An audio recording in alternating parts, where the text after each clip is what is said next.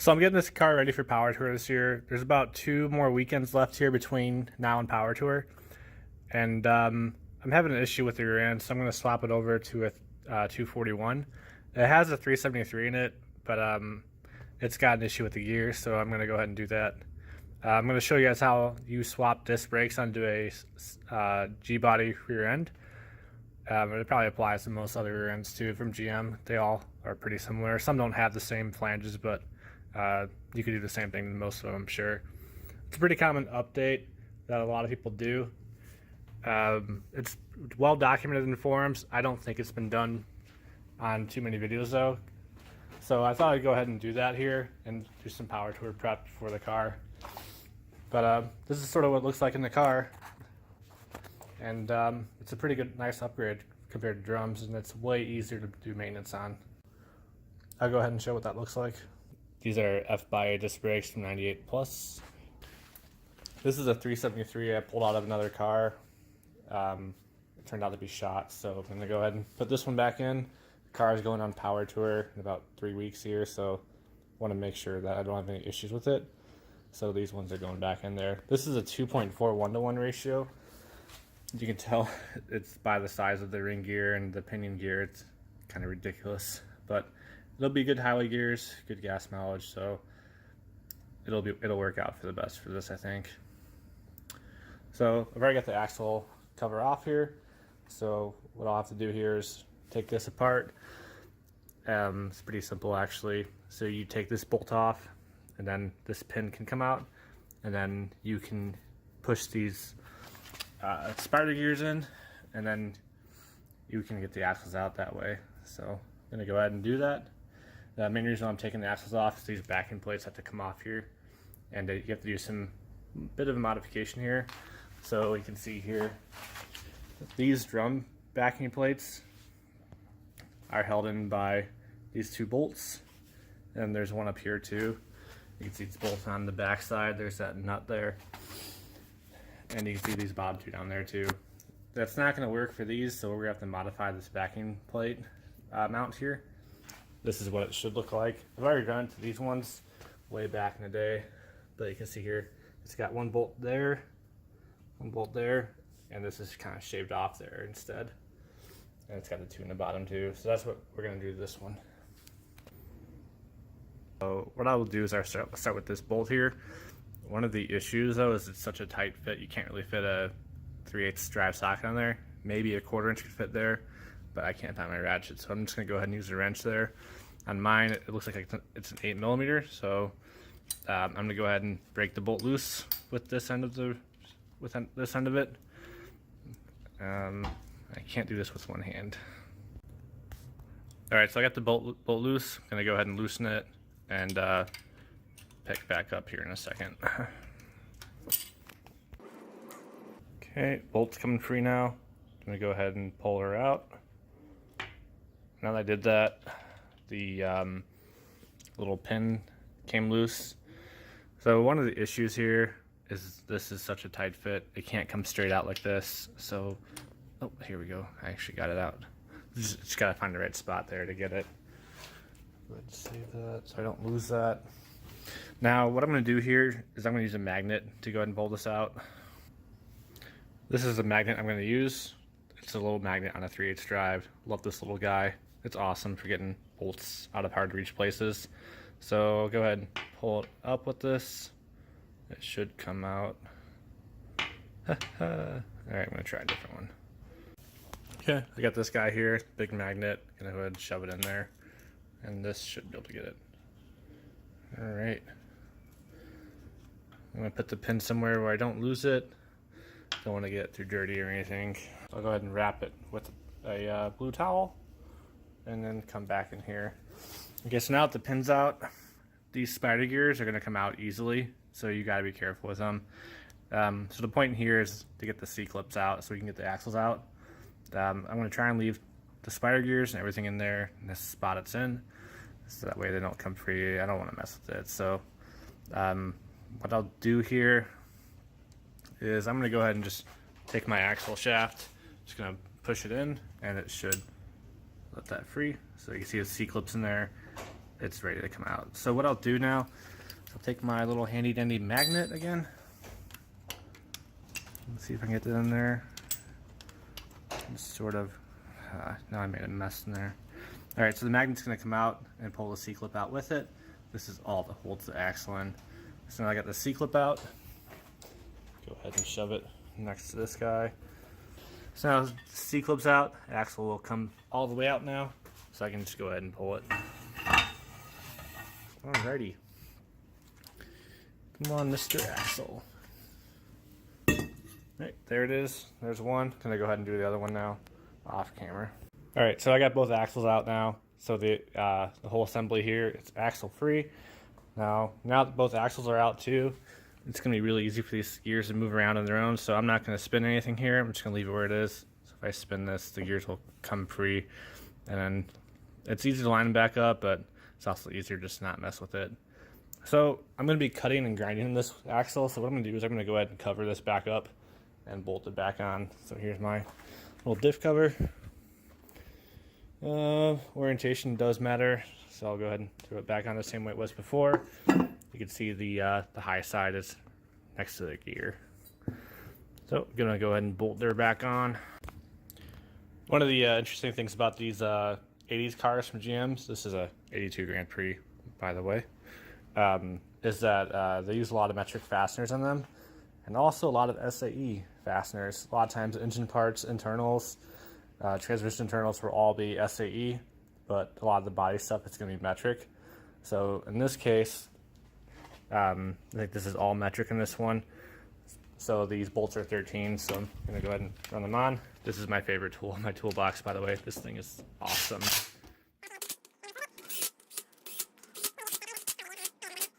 I'm not going to torque them down. I just need to keep the sparks and stuff out of there. So now the next step is to take these backing plates off for the drums. And this ends up being a pain in the butt usually. So usually this is the hardest bolt to get off, and things that are just rusted, they'll break. So there's gonna be a lot of swearing and cursing here. So this is probably one of the more difficult parts of the procedure here, depending on how rusty things are. So in my car, the bolts down here, they're 10 millimeter. I'm going to go ahead and throw this one back on. I already broke this one off. I mean, I really literally broke it off here, so here's the head. So that's okay. It's kind of annoying, but I kind of expected that would happen. But basically just means we're going to have to drill out all 4 holes, which is kind of a pain in the butt. But what are you going to do? It's an old axle. Things happen. It gets rusty.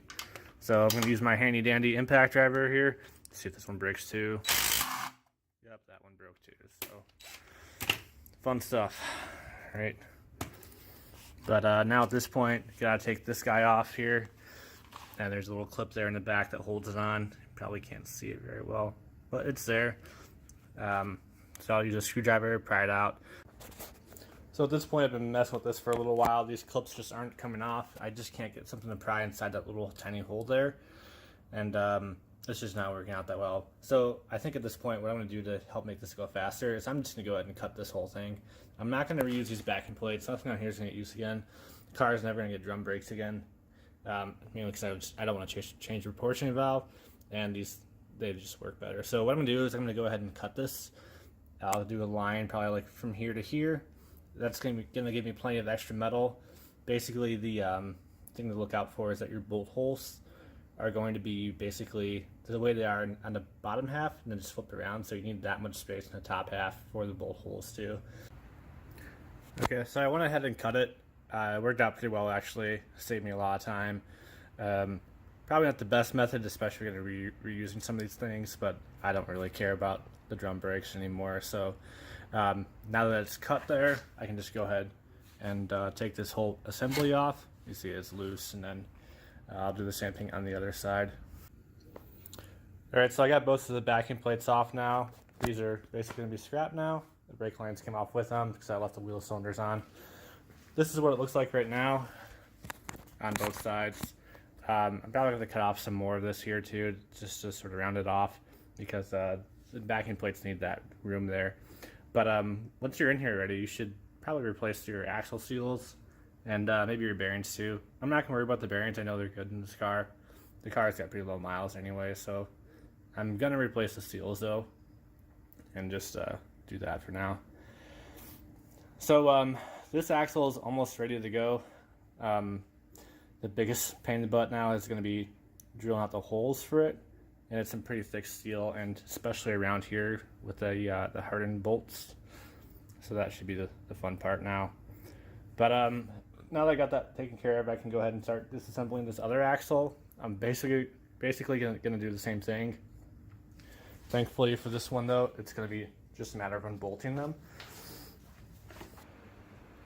Alright, so I got the other axle in my little area here. So I'm gonna go ahead and start disassembling here. I'm gonna need to start by taking the brakes off. That's pretty easy. And then after that, it'll be the backing plates and all that stuff. So.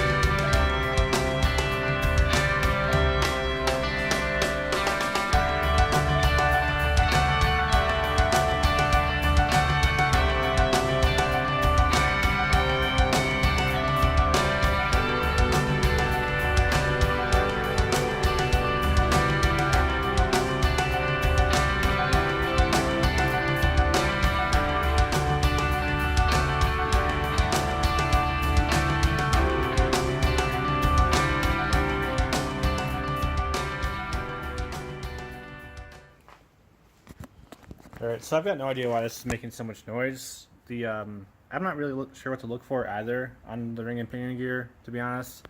It looks like the wear marks seem okay, but really the only way to tell, as far as I know, is to get some of that color-coded grease stuff and throw that on here and see how it's riding on it. But I don't know, there is some pitting on here, and that could be part of the issue. I really don't know myself, so.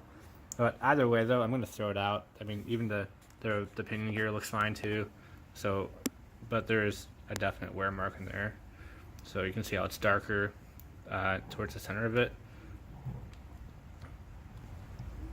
So I'm not really sure. But it's already out. I'm going to do the deed, get it swapped over. Same thing as before, take out the axles, and then I can take off the flanges on the side.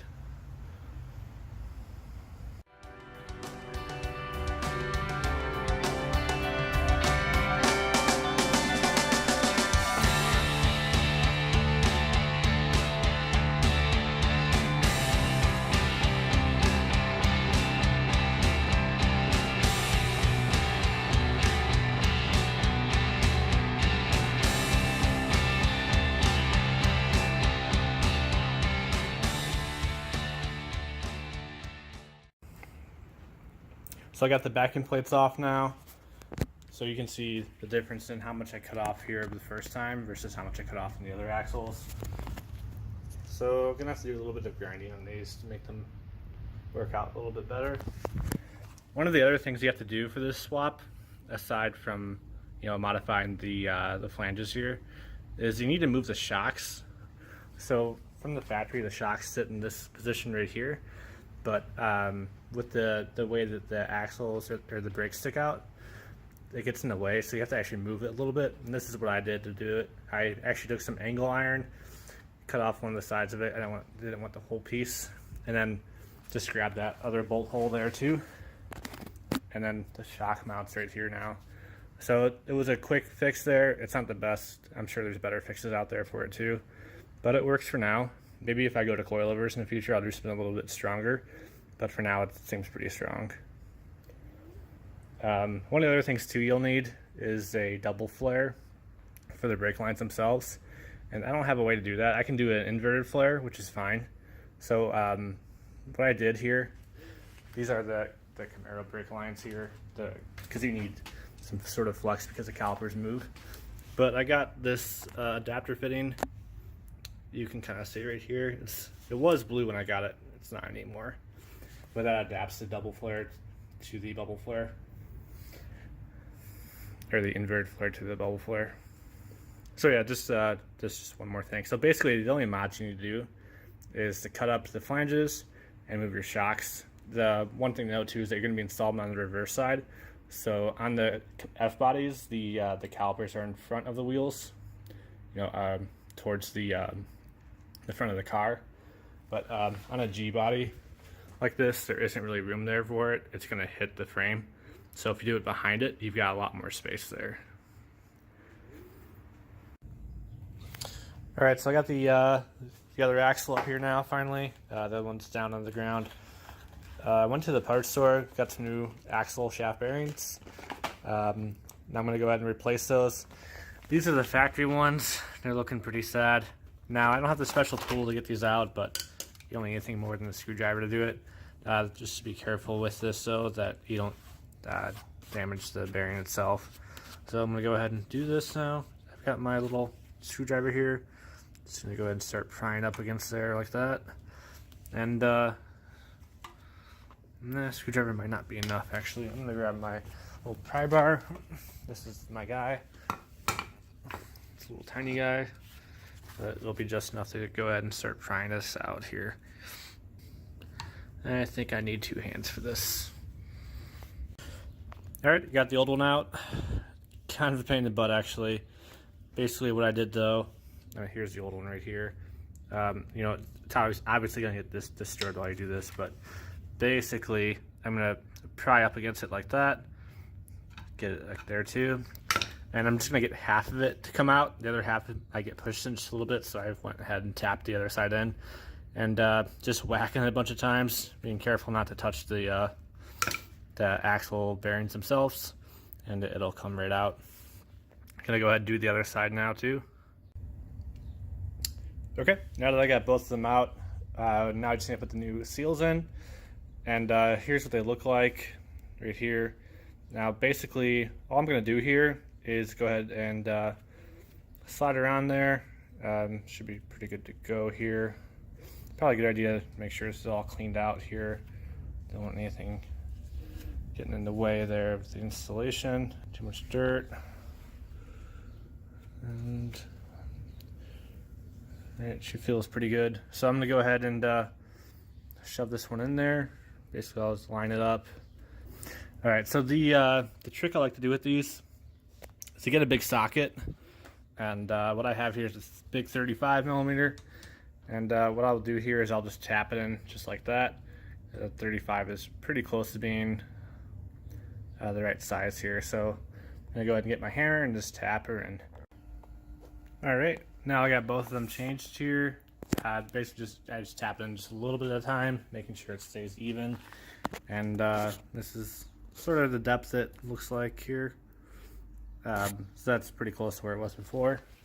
And I'm not worried about it coming out or anything like that. The next step now is I'm going to actually tape these off there while I go ahead and start modifying these flanges. Okay, so I got my tubes all taped up there. A little bit of wrap around there too, just to make sure I don't get any debris inside there. Keep my bearings in good shape. Now I'm going to go ahead and mock up the different flanges here. The first thing I need to do though is drill out these holes that decided they're going to break inside. And then the hole size is going to be about the size of the bolt, because the bolt goes straight through it. It doesn't thread in there like these ones do. So thankfully I don't have to cut threads onto there. I can just drill it out all the way. Alright, so I got the holes drilled out finally. It's a huge pain in the butt. I hate drilling things, but you get a good set of bits and you can get it done pretty easily. So just get the hardest bits you can find. But size ended up being about 3/8 now. So I'll go ahead and clean this up. But you can see that the bolt fits through it just fine. So that's what we need. Nice and tight. Okay, now the best way to sort of line this up is to take your bolts and your backing plate and assemble the two that are already there so you can find out where the top ones go.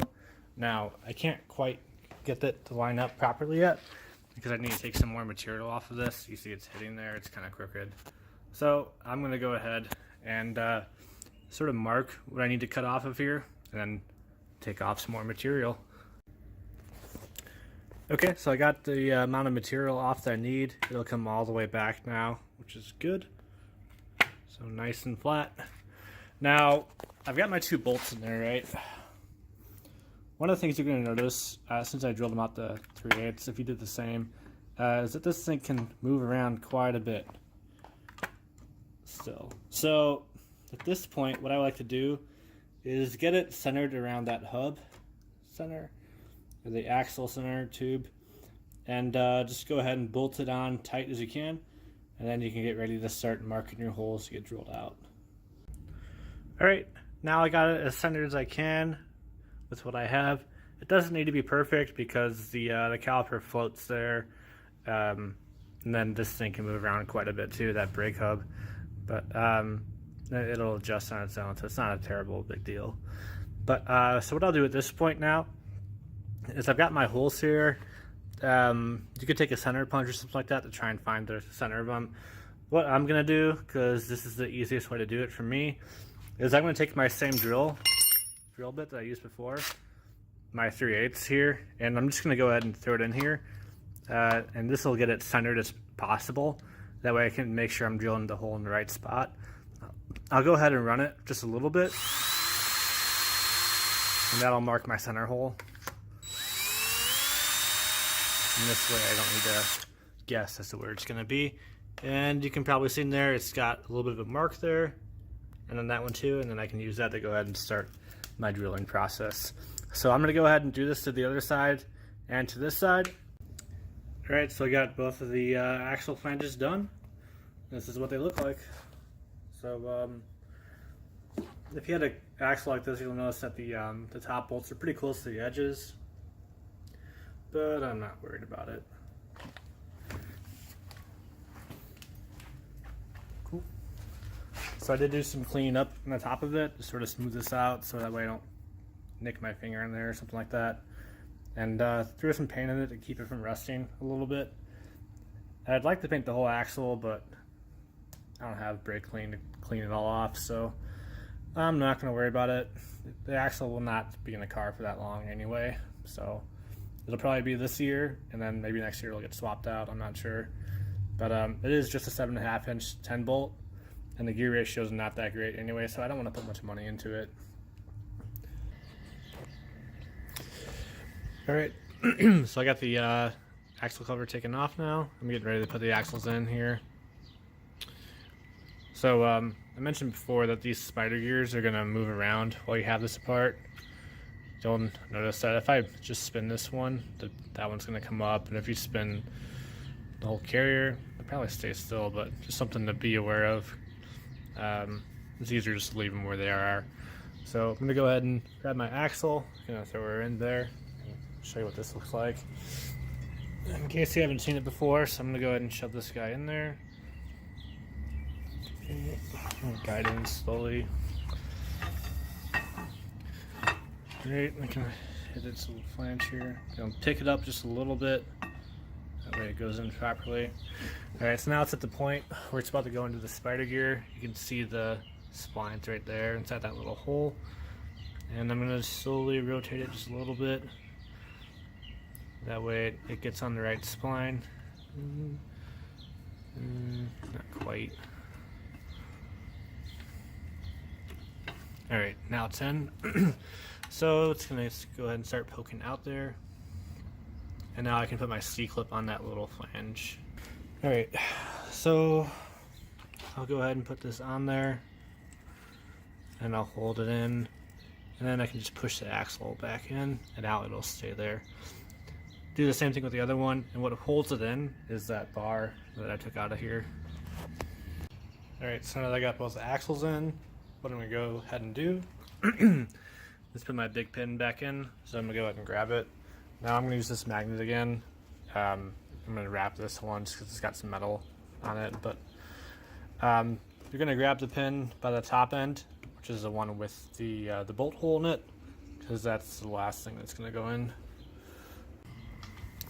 It's a good idea to hold it so you don't drop it too. So I'm going to go ahead and put it through the hole. You want to also make sure that your gears are lined up properly. You can kind of see there that you can see through it. So I'm going to go ahead and try and slide her in. It's got these two different marks on it on each side. You want to make sure that they're sort of lined up. Alright, so it's not quite ready to go in here. I think I need to slide it up just a little bit. So I'm going to go ahead and rotate this whole assembly here. Cool. And again, make sure it's lined up again. So I'll go ahead and shove it in. And make sure it goes in straight. Cool. Alright, so it's pretty close. I need to push the axles back out. There it goes. Cool. Alright, so now you want to get your bolt in that hole there. And magnet is really helpful for lining this up. Then I'm going to go ahead and try and get it in that hole again. It's kind of a tight fit.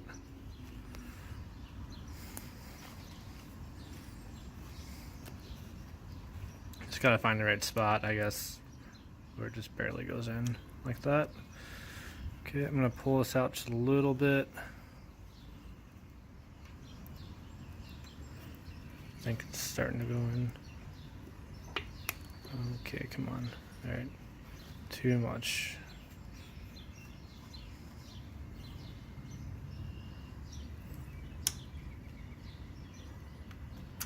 Alright, there it goes. Got it in. Alright, and I can just thread it on. Alright, I got that bolt on there now. So this is pretty much good to go. I can cover this back up, and then I'll be able to put fluid in this later. That's a pretty simple process. You just get this level in your car probably installed. And there's a fill port on this side. Nope, let's see the other side. No, it is this side.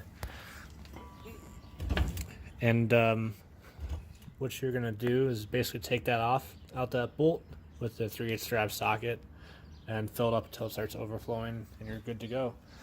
Probably a good idea to replace the gasket and then maybe even spray some brake cleaning here after you've taken this all apart, because good chance you get some dirt in there probably. You don't want too much. You don't want any dirt in here really. There's no filters in here, so you don't want to wear out your gears prematurely. So that's pretty much it. All right, so I finally got the rear end in the car here. It's just sitting there right now. It's bolted in everywhere. The only things not bolted in are the struts, or sorry, the struts with the shocks, and the springs aren't in there either.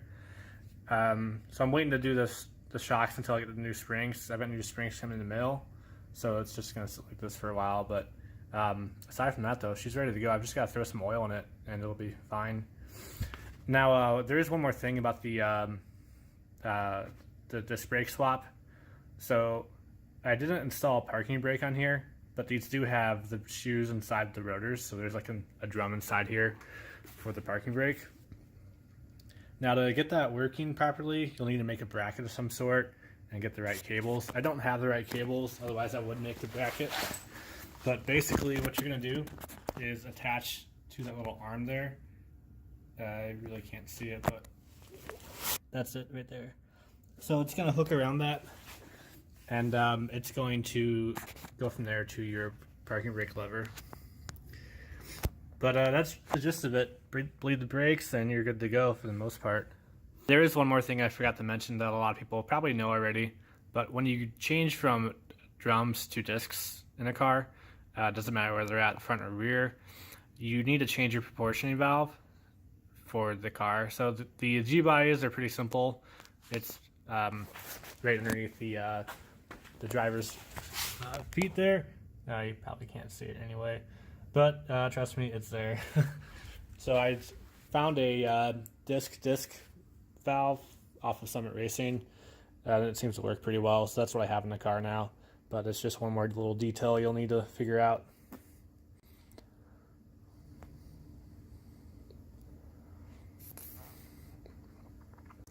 One of the reasons why that's important, though, is because the drums and discs have different pressures that they operate at and compared to each other. And then drums actually hold some pressure too when you let off the brakes, unlike discs where they let all the pressure off.